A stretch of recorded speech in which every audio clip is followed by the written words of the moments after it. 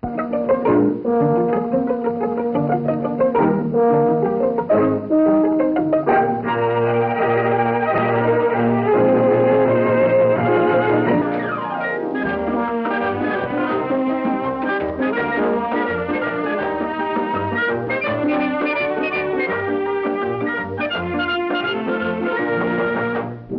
Loretta Young Show.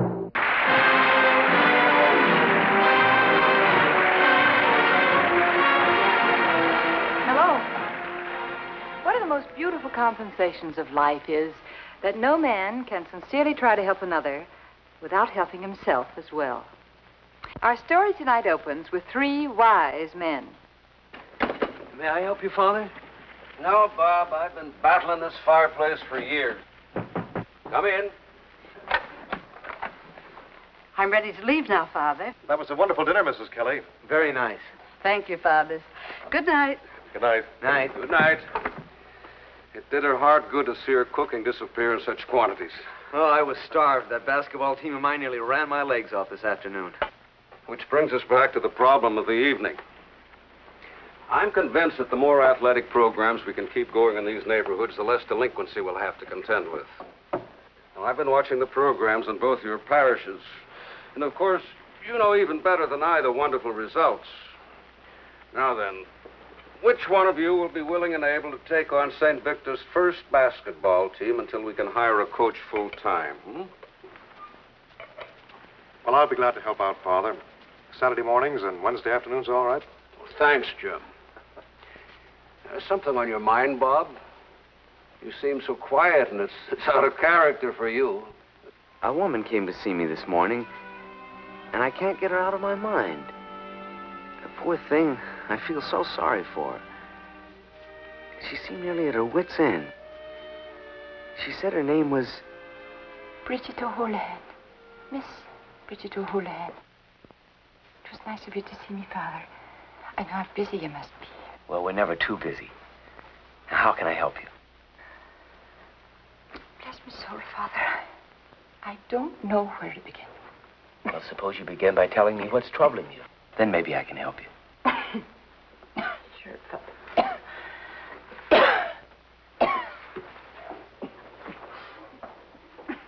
Are you ill? No, it's not me that's ill, Father. It's me, Mother.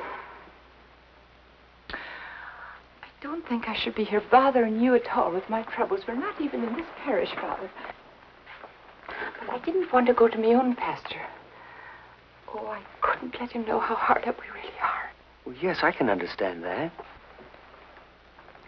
Can you now? Sure. Oh, now that's comforting. I was afraid that you wouldn't. Being young and all like you are. Oh. Well, you were saying about your mother. Oh. Well, me poor, poor mother. She's been sick for a long time, Father, a long, long time. But last month, she went blind. Oh, I'm sorry. It was awful. It was awful. Well, you know, Miss O'Houlihan, they've made some wonderful advances in helping the blind. You must find great comfort in that. Not comfort for myself I'm looking for, Father. It's comfort for me, dear mother. Heaven knows I've done everything I could to help her, but now that my wit's end, I'm just at my wit's end. I beg your pardon, I can't hear you. I'm sorry, Father. You see, I'm a librarian. And after all these years, I speak quiet like a habit. Well, my job never paid very much. But we managed to get along all right until my mother became sick and the doctor's bills started coming in. I was engaged to be married then, Father. But I couldn't let that dear lad take on me sick mother and all those responsibilities. Anyway, the library finally gave me a raise, and I was able to get her a day nurse. But last month, when she lost her eyesight completely, it affected her mind. And unless I was with her all the time, she became suicidal. Always wanted to kill herself, poor darling. But the nurse couldn't handle her at all. Not at all. So, there was nothing for me to do but to quit my job. Now I sit by her bedside all day and all night. She just holding on to me hand. Sometimes so tight the blood stops. She's scared, Father. And so am I. All those bills mounting up and nothing coming in. I'm sure you're scared. But you have your Social Security, and I'm sure the state welfare will be a big help to you and your mother. Oh, no, it's not charity I'm asking for, Father. Saints forbid. It's just a wee little loan I need to tide me over till I hear from my uncle in South America. Oh, yes, I got an uncle in South America. He's the black sheep of the family. But when things got so bad, I swallowed me pride, and I wrote to him out of desperation, I did. He's well-to-do, and I'm sure he'll give us something. But until he does, we got to exist, Father. Well, I only have $10, but you're certainly welcome to that. Wonderful of you, Father. For God love you. Thank you very much. Well, I'm going to get busy and get in touch with a couple of people, and I'm sure I can raise more for you. Oh, if only you could. And be sure and tell him it's just a loan. And I'll pay it back as soon as I hear from my uncle. And thank you again, Father. Thank you for everything. Miss O'Houlihan? Yes, Father. I'll need your telephone number. My phone number. Yes, so that I can call you when I get some news. Oh, well, couldn't have a call on you, Father. Well, I mean, the phone, it's right next to me mother's bed, and I don't want her to know about all this at all. She thinks I have insurance money to cover everything, you know. Well, don't worry about that. I'll do all the talking from this end. Oh, sure, and you could do that now, couldn't you? Yeah. But it's just that I'm in so worried these days that I just not thinking very clearly, Father. And, well. And it's Bradfordton 42444. Fine. Thank you. With God's help, you'll hear from us in a day or two. Thank you, Father, and say a prayer for your mother. I'll offer up a mass for her tomorrow morning. Oh, thank you. And thank you again for the $10. And I'll give it back to you just as soon as I hear from me uncle in South America.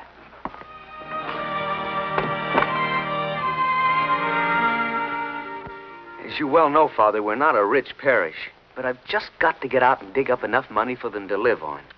I mean, until the uncle from South America can take over. Any suggestions? That's very interesting. There was a case a few weeks back I'd like to tell you about. Well, my husband, and believe me, I use the term loosely, was a band leader in Bar Harbor. Just a small band. Played mostly for coming out parties and society balls. And believe me, he was the best looking thing I ever laid my eyes on.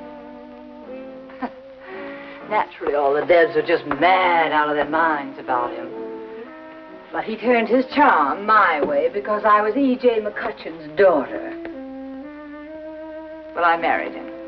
My father disinherited me, which completely disenchanted my husband.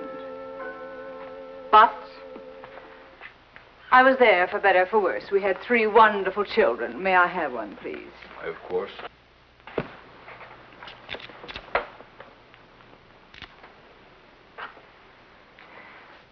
Anyway, last month he decided my father really meant what he said. So off he went. But he still had his looks to get himself a better meal ticket. And that's my sad story. Well, surely Mrs. Van Hughes and your father will take you and the children back into the family now. Indeed, he won't. I wrote to him last month. Not a word. Now, I ask you, how long does it take an airmail letter to get to Bar Harbor? No, I'm dead as far as he's concerned. But I do have an uncle. Another black sheep of the family. So we understand each other. I wrote him. I'm sure he'll be more than generous. But until I hear, I need a little cash to tide me over. And I can't tell you how embarrassing it is to have to ask for money. And how long do you think it'll be, Mrs. Van Heusen, before you hear from your uncle? Well, it may be a little while. He's a darling, but he lives in South America.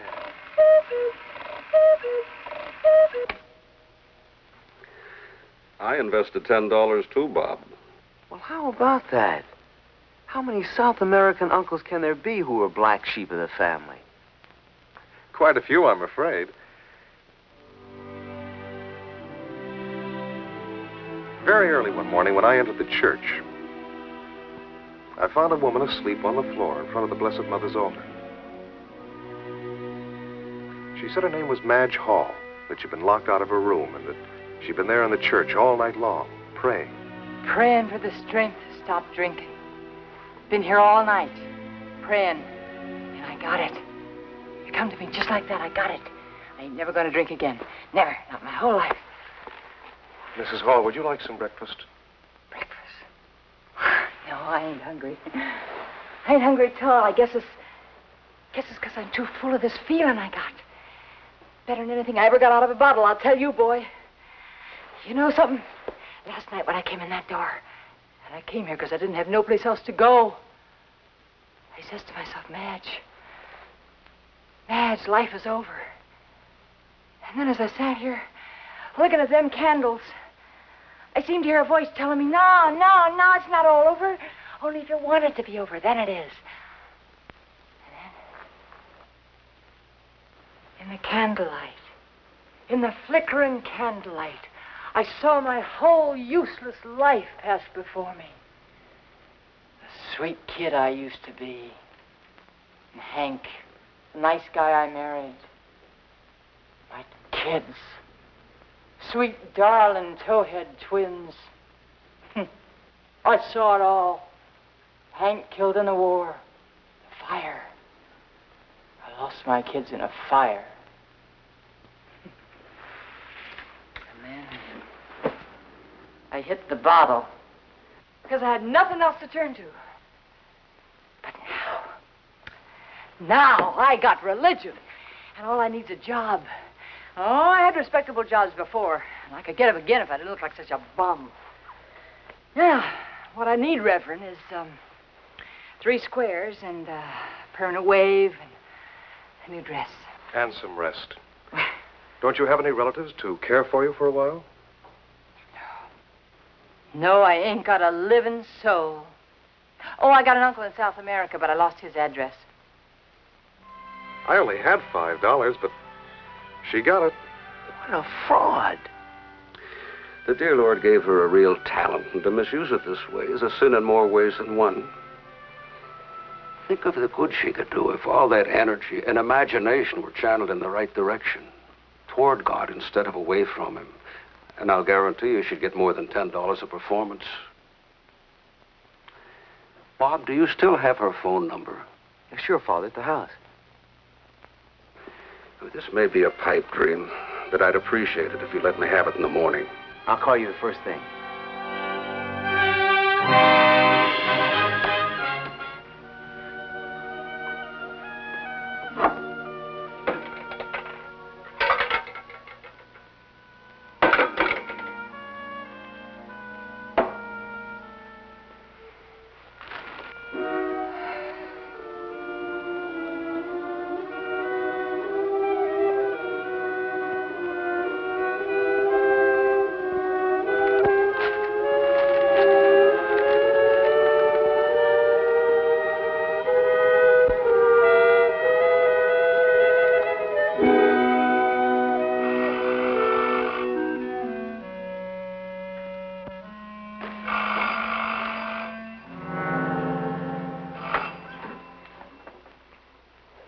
Hello?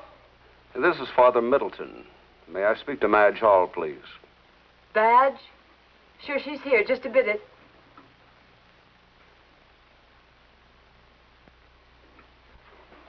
Gee, Father, how swell of you to call me. Could you come over to see me this afternoon, Mrs. Hall?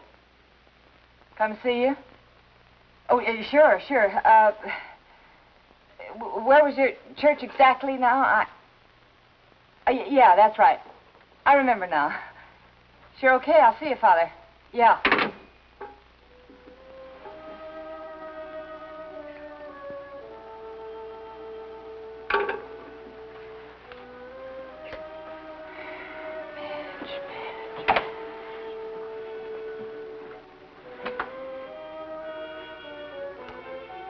Sworn I was Mrs. Van Heusen when I called on him.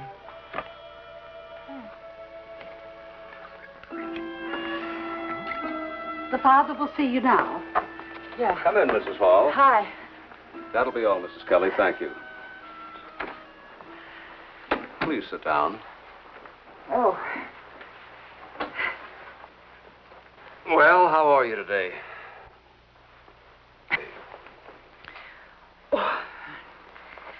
Tell you the truth, I haven't been feeling so good. Well, I'm sorry you're not feeling well. I hope it's nothing serious.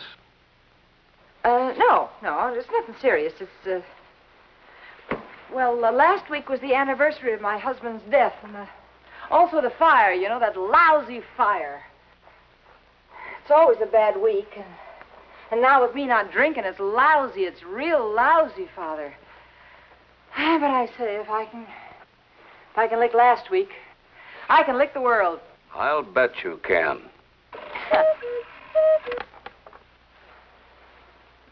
Mrs. Hall, does the name Van Heusen mean anything to you? No, why? Mrs. Van Heusen was in to see me the other day. You remind me very much of her, very much. Okay, you can stop the cat and mouse play. Go ahead, call the police. You know, I smelt the trap when you first called up on the telephone, but I wasn't smart enough to play my hunch. Go on, call them. Call the police. What did I do? 10 lousy bucks. But you got no proof. It's your word against mine. I'm afraid my word would sound very pale and dull next to yours. Oh, I don't know. May I congratulate you, Miss whatever your name happens to be. You're a gifted actress. What kind of a trap is that? Well, in a way, I suppose you might call this a trap, but it has nothing to do with the police. What has it got to do with? God and his generosity.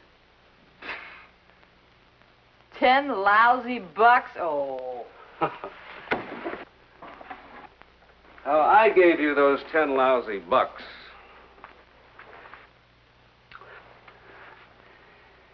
He has been most generous, endowing you with the wonderful gifts of imagination, creativity, and a strong sense of theatrics. But I fear you haven't been using them in the way in which he intended. I get along all right. Is that what you want, just to get along? Wouldn't you like a little applause now and then? Come on now. I said it. Cut the cat and mouse play. Say what you gotta say. Just say it. Well, I'll tell you. What did you say your name was? Alma. Oh, no last name. No. I'll tell you, Alma.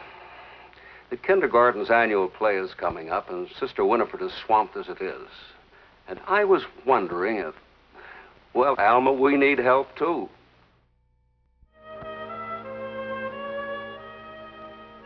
The kindergarten is getting ready to give its annual play. Sister Winifred is swamped as it is. And I was wondering, well, Alma, we need help, too. You need help.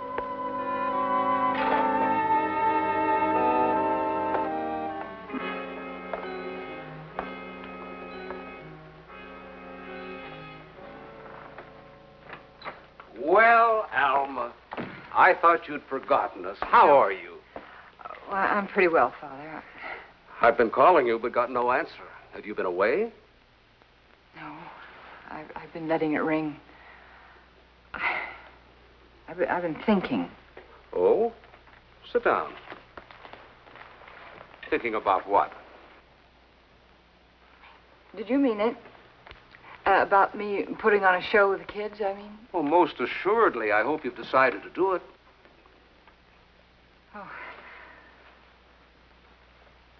I don't know whether I could, Father. I mean, I've disappointed myself so many times. I couldn't stand another disappointment. You know, feeling like that, you could go through life without ever doing anything. Ever again. Is that what you want? Just nothingness? But then it's high time you did something positive, even if it's only a little show for the kindergarten.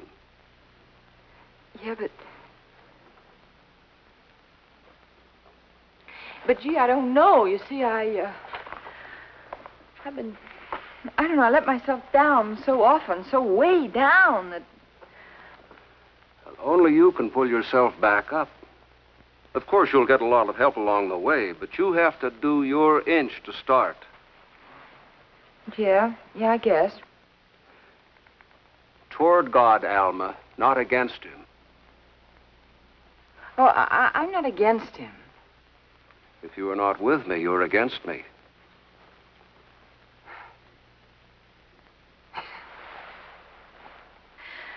Well, listen, Father, what do? I mean, where do I start? Well, I have the children, the parish hall, and the director. So all we need is the play. Sister usually does a Bible story.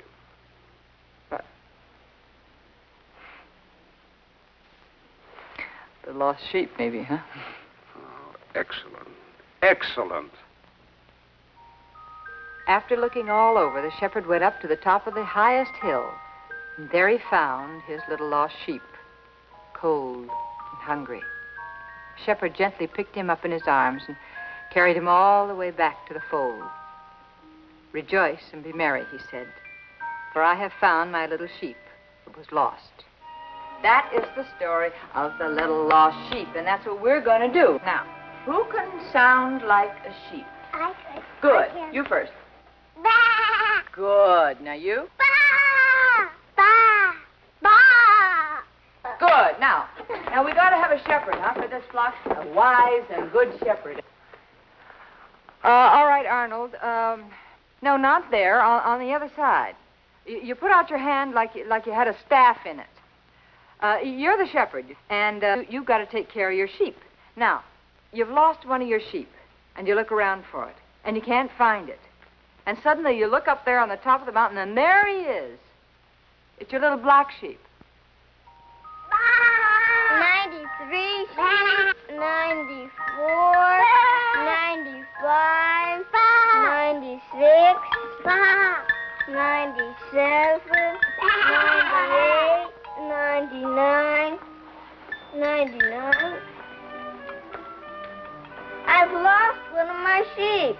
Now where is that lost sheep? It's the little black one. Bah, bah. Here I am, Arnold. How'd you get up there? Easy, but now I can't get back down. Help him down. Okay, stay right where you are. I'll come and get you.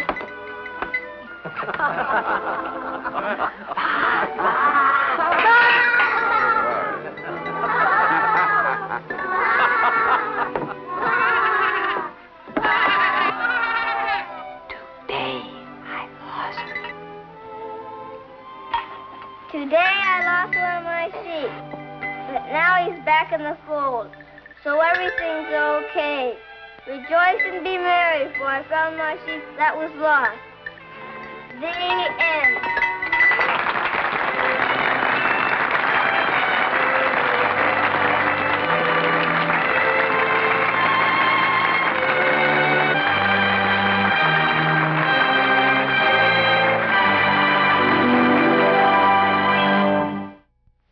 Charity is a virtue of the heart, not the hand.